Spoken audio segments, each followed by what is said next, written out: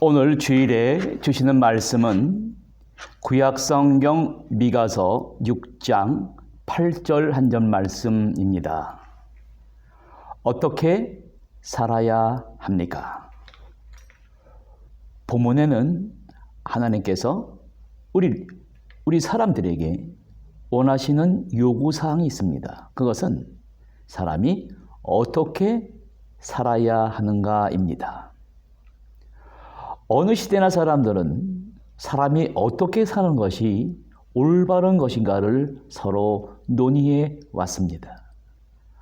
본문은 하나님께서 이미 보여주셨다고 합니다. 그러나 사람들은 하나님이 보여주신 사람이 어떻게 살아야 하는가? 그 보여주신 선에서 떠나 하나님을 찾는 일을 종교라는 틀에 묶고 놓았습니다. 사람들은 하나님을 늘 어떤 대상으로 바꿔 놓았습니다.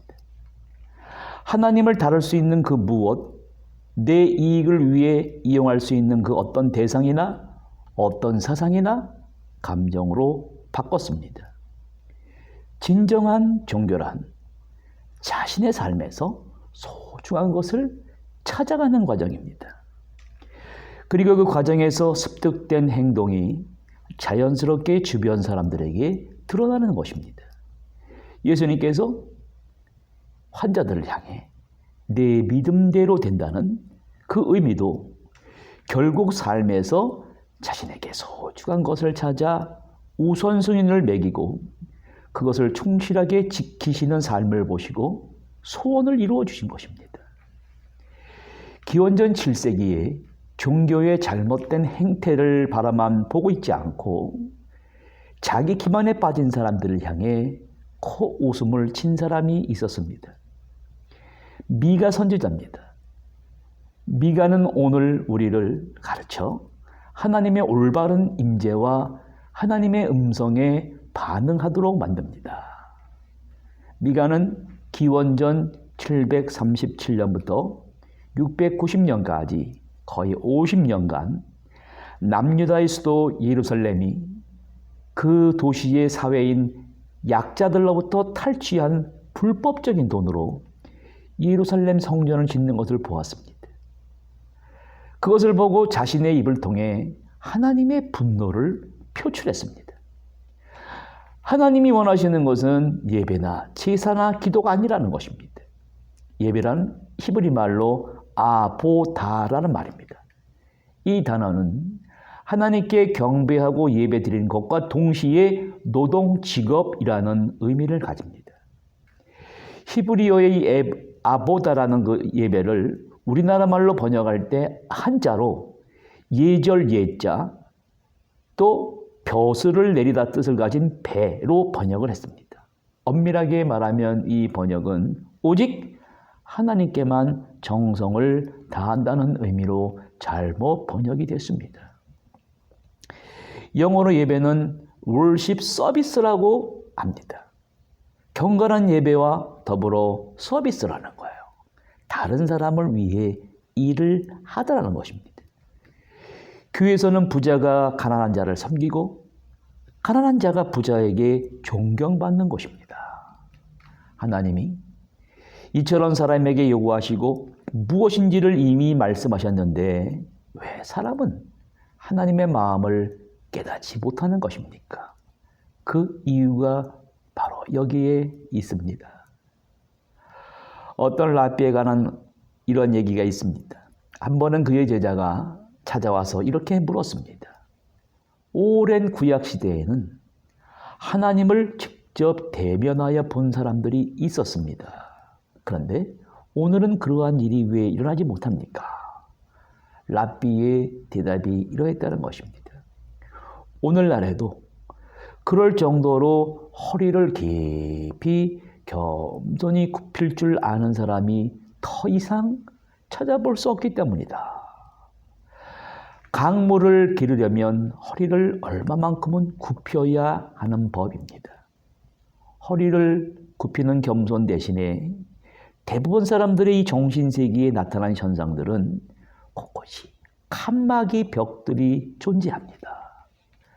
그 벽들이 너무 두꺼워서 앞뒤를 아무것도 보지 못하고 확신도 갖지 못하고 결론도 내지 못합니다. 아침에 태양이 뜨고 지면서 이루어지는 자연만물의 신비한 생성의 원리와 이치를 인간은 설명할 방법이 없습니다.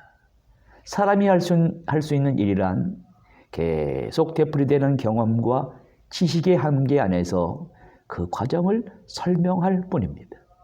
특별한 시각을 갖춘 신의 음성을 대연하는 사람들은 좀 다릅니다. 우리가 쓰는 언어를 사용해 우리를 하나님이 현존하시는 세계 안으로 밀어 넣습니다.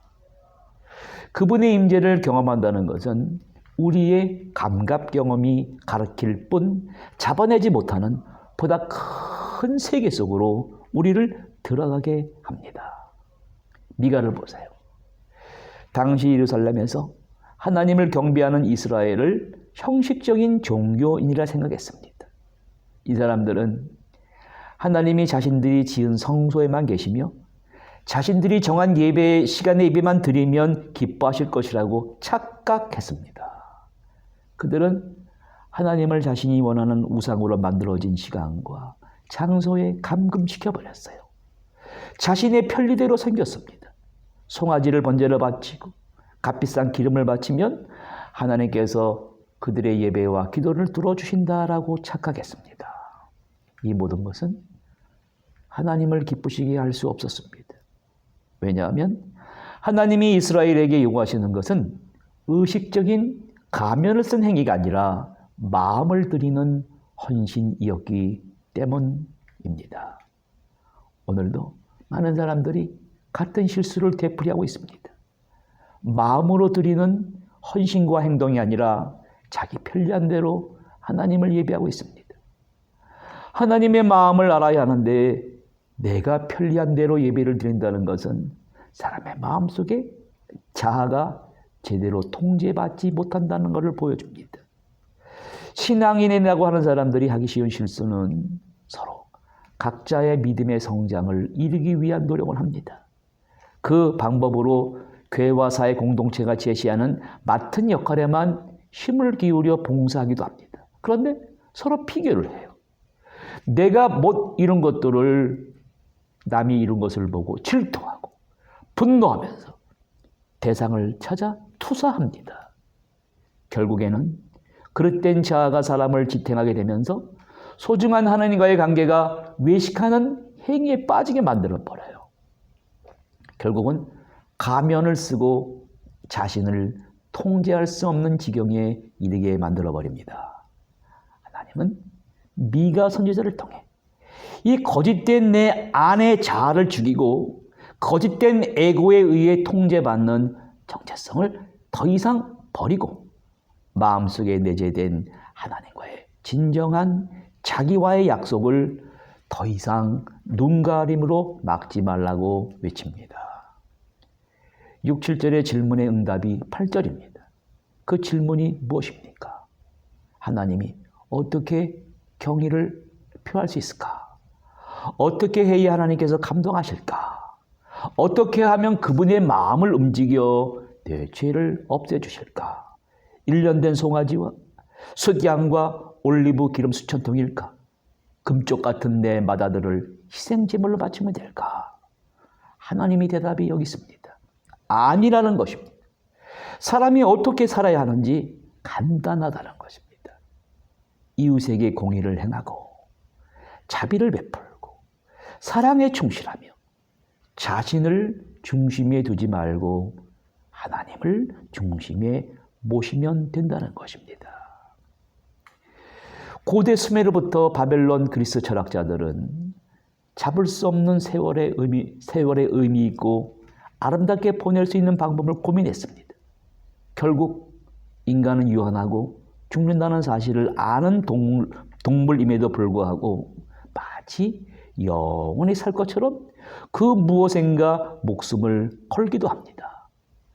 목숨을 거는 그 첫째가 직업을 통해 자기의 존재를 확인하려고 합니다. 돈을 벌고 생존을 보장하지만 정작 은퇴를 하게 되면 자아, 상실감에 빠져버립니다. 두 번째는 명성입니다. 다른 사람이 평가하는 내가 곧 자신이라고 착각합니다. 세 번째는 부입니다. 사람들은 재산이 그 사람의 인격의 능력의 척도라고 여깁니다. 성경은 사람이 다르게 사는 방법을 보여줍니다. 하나님이 원하시는 것, 그것은 터부라는 말인데 히브리어의 개념이 터부라는 개념은 이렇습니다. 본질적인 의미는 인간의 오감으로 경험할 수 있는 최선입니다. 토부란 맛과 향기가 달콤하며 보거나 듣거나 즐거운 것입니다. 바로 이때 하나님이 원하시는 토부 아름다운 선은 전적으로 주체인 내가 아니라 객체, 다른 사람의 느낌입니다. 그러므로 하나님이 원하시는 올바른 삶이란 선이란 내가 생각하기 좋은 것이 아니라 상대방이 느끼기에 좋은 것입니다. 그 기준이 절대적으로 상대방에게 달려 있다는 것입니다. 하나님은 내가 아닌 나와 관계를 맺는 사람들에게 가장 매력적인 향기를 바라며 살아가는 비밀을 이렇게 알려주셨어요. 자비를 베풀고 사랑에 충실하는 것. 그 향기가 바로 소외된 이웃들에게 전달되는 것이 바로 공이라고 합니다. 미가가 말하는 공이란 구체적으로 태어나면서부터 사람들은 오감이 있습니다. 시각과 청각과 후각과 미각과 촉각입니다. 이것을 통한 감지로 자신의 독특한 성격과 인격을 형성하게 됩니다. 오감 중에 시각은 사람에게 특별합니다. 하나님은 오늘 미가에게, 오늘 우리에게 묻습니다. 무엇을 보느냐? 이 질문은 자신의 눈으로 보는 대상이 아니라 인생의 궁극적인 관심이 무엇인지를 묻는 것입니다. 무엇에 우선순위를 둬야 되는가? 중요한 것은 옳은 것이 아니라 선한 것입니다. 단순히 옳은 것을 기준으로 이성과 논리의 추론을 통해 주어진 사건을 판단하기가 불가능합니다. 그래서 법적 용어로 형평성이란 말이 나오게 됩니다. 이 형평성이란 말은 법률이 주어진 관계 안에서 판단이 어떻게 적용되었는지 사실관계와 이해관계를 살펴보는 것입니다. 미가는 형평성의 눈을 통해 이스라엘의 법률과 관습을 들여다보려고 합니다. 오늘도 우리 한국 사회 공동체가 서로 주장하는 형평성의 잣대를 이분법적으로 나누어 무엇이 옳은가, 무엇이 정인가 주장합니다.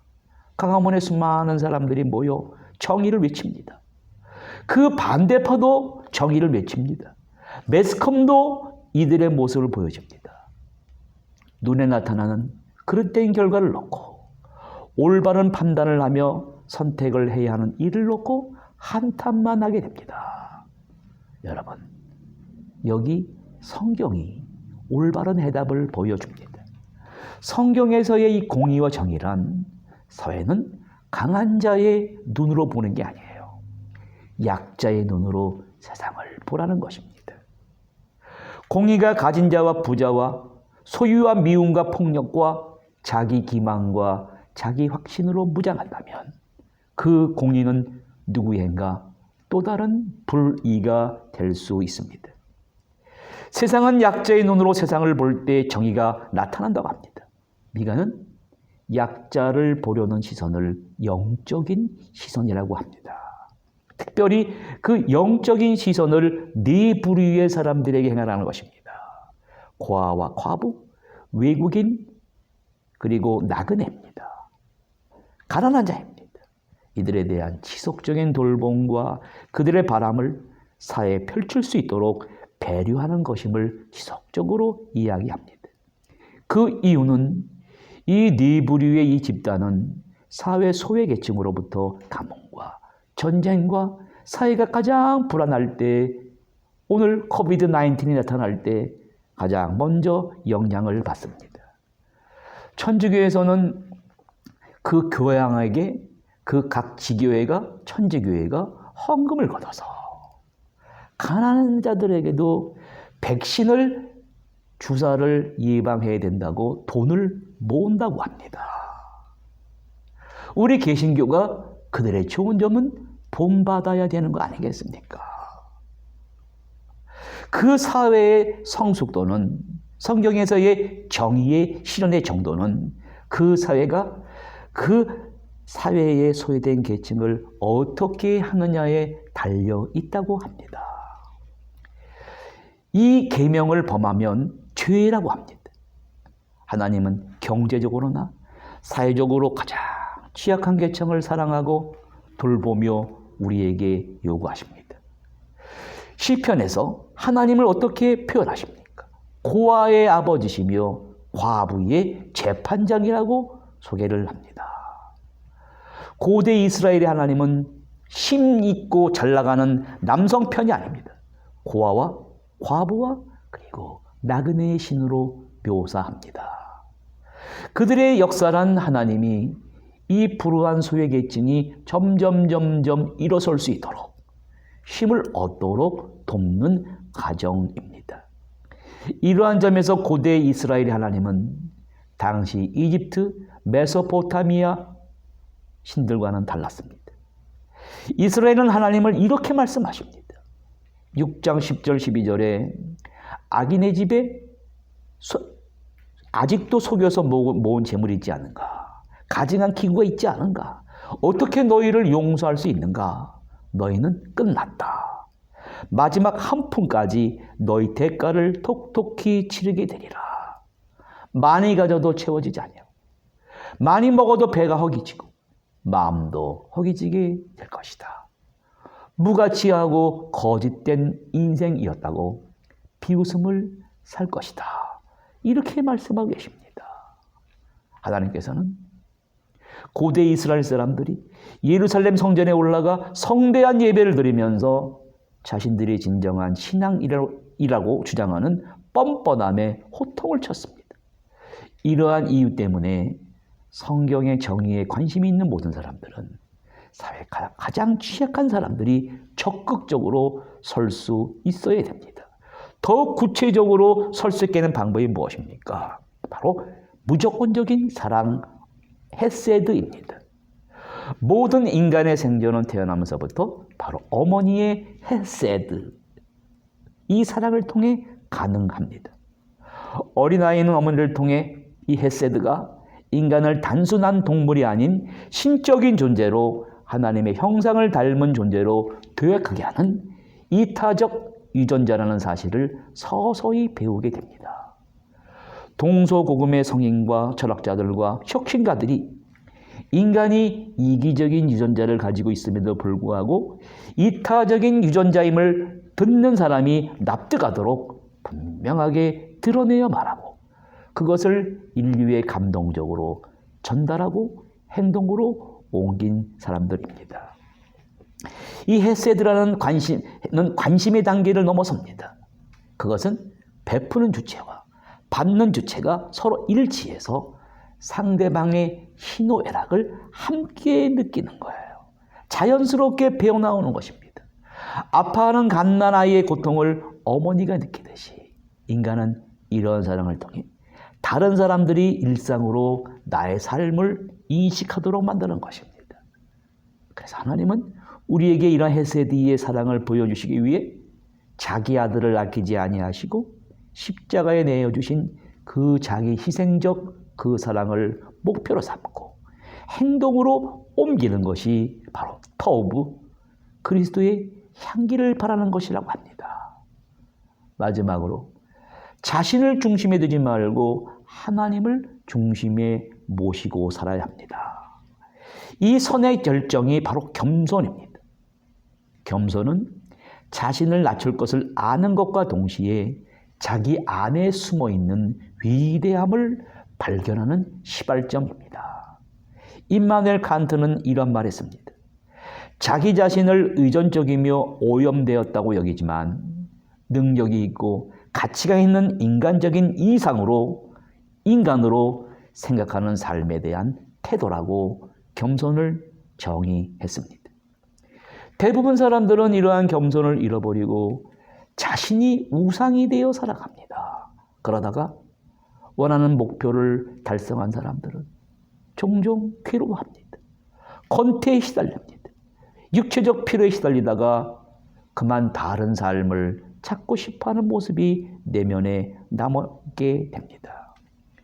인생의 황혼기에 들어서 허무에 쌓이고 생을 마감합니다.